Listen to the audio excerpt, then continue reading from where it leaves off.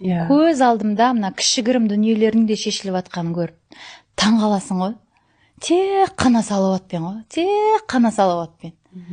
Ойлап от, салауат айтып отыр, бірдемені ойлап отсаң, сол болып атады ғой. Бұл бар ғой, бір не сияқты, ертегі сияқты. Қазір мені бұлай түсінбейтін адам көрсе айтатын шығар, не айтып отыр деп. Бірақ бұнаны бар ғой, тәжірибе жүзінде жасаса, бұл ұстаз түсінесіз. Бұл бір андай бір чудо ма, қалай айтады? Ғажап. Сен отырып алып, жаңағы айттым ғой, системалық түрде отырып алып, мен қанша неге бөлдім? 4-5-ге бөлдім. Соның бәрін отырып алып, намаздан кейін, Құран оқығаннан кейін жасалады да бізде уақыт бар кезде. А бұлай күнделікті көлікте кетіп бара жатқан кезде отырып алып, барлығын бағана системамен ұзақ уақыт емес, тек қана салауат айтып отырып, сол тілегіңді ойлай берші, ойлап отырып салауат айтсаң, настолько жұмыс жасайды.